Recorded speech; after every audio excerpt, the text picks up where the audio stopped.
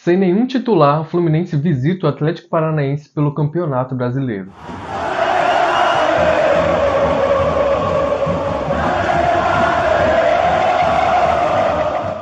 Saudações tricolores, eu sou Gabriel Maia, faço parte aqui da equipe do EC.com. Se você gosta do nosso conteúdo, não deixe de se inscrever no nosso canal aqui no YouTube e também de seguir nas nossas redes sociais para ficar por dentro de tudo que rola aqui envolvendo o Fluminense. Bom, hoje o Fluminense vai até Curitiba enfrentar o Atlético Paranaense pelo Brasileirão e, assim, para surpresa de muitos, né? Nenhum titular viajou para Curitiba, ou seja, o Fluminense vai para o jogo com 100% do time formado por jogadores reservas. Enfim, a gente vai dar um zoom aí nesse jogo, tentar ver qual a melhor escolha para o Fluminense, qual escolha o Fernando Diniz deve fazer e ver aí quais são as probabilidades desse jogo para o Fluminense. Hoje eu decidi fazer um pouquinho diferente do que eu venho fazendo aqui no Vou Ver o Flu jogar, né? É começar falando do nosso rival. Porque aí depois a gente fica mais à vontade falando sobre o Fluminense, né? Considerando aí as últimas partidas do Atlético Paranaense com times brasileiros, o Atlético chega pro jogo contra o Fluminense com 7 jogos de invencibilidade, né? Desde que perdeu pro Fortaleza, fora de casa, pelo Campeonato Brasileiro até. O Furacão está com apenas 2 pontos de diferença do Fluminense, ocupando a 6ª colocação. Para o duelo de hoje, eles têm desfalque importante, o volante Fernandinho não joga. Além dele, uma curiosidade aí, né? O William Bigode, que é ex-Fluminense, agora está no Atlético Paranaense, também não vai para o jogo. Agora sim, já que a gente falou do Atlético, a gente vem falar do nosso tricolor. Chega surpreendendo a muitos, como falei, né? Até antes mesmo do jogo começar, isso porque Fernando Diniz tomou uma decisão muito importante para esse jogo e poupou todos os jogadores titulares, já pensando, é claro, aí no duelo da próxima quinta-feira contra o Olímpia pela Libertadores, quando o time viaja para o Paraguai. Os principais jogadores do Fluminense nem mesmo viajaram para Curitiba, assim, não é que vão ficar no banco de reservas, não, nem foram relacionados para o jogo. Uma curiosidade importante para a gente, essa informação vem do Victor Lessa, é que o volante Alexander, pediu para ir para o jogo, né? Ele que se recuperou recentemente de lesão, ficou muito tempo parado, está aí voltando agora, está querendo jogar, está querendo o jogo, e a gente não sabe se ele seria poupado ou não por Fernando Diniz, né? Se ele faz parte de time titular, eu acho que iria até para o jogo para ganhar ritmo mesmo, mas de qualquer forma é uma atitude legal de Alexander, mostrando que ele quer alcançar o seu ápice novamente, quer jogar, quer estar em campo, enfim. Muito legal da parte do Alexander, eu tenho assim, né?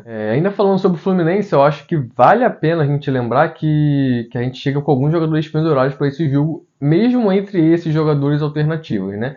Entre eles a gente tem Marlon, Martinelli, Thiago Santos e o auxiliar do Fernando Diniz, Eduardo Barros, né? Inclusive fica até uma dúvida, né? Se de repente não é Eduardo Barros que dirige o time à beira do gramado, né? E Diniz também fica descansando, já que ele tem seleção, tem Fluminense, enfim. Mas fica só um levantamento aí.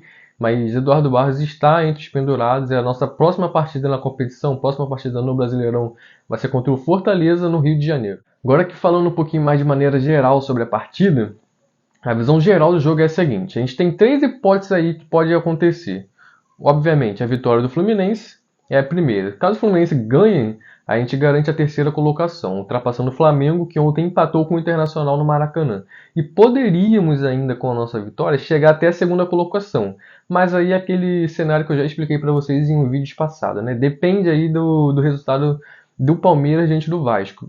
Sendo mais especificamente, a gente depende de uma vitória do Vasco sobre o Palmeiras. Se o Palmeiras empata, já não serve pra gente, eles continuam na 2ª colocação. E esse jogo entre Palmeiras e Vasco vai ser na casa do Palmeiras, lá em São Paulo. Um jogo muito difícil pro Vasco, que tá melhorando, mas não vejo que esteja tão bom ao ponto de vencer o Palmeiras dentro de casa, não. Hipótese 2, o Fluminense perdeu o jogo hoje. Aí a gente cai no mínimo uma posição, a gente é ultrapassado pelo próprio Atlético Paranaense e a gente continuaria correndo o risco de cair até pro 7º lugar. A gente atualmente está em 3º lugar. Perdendo para o Atlético hoje, perde uma garantido, o próprio Atlético Paranaense ultrapassa a gente na tabela e a gente pode cair até para o 7º lugar, e aí a gente dependeria dos resultados da partida entre Grêmio e Bragantino. Se eles vencerem seus jogos, eles também ultrapassariam a gente.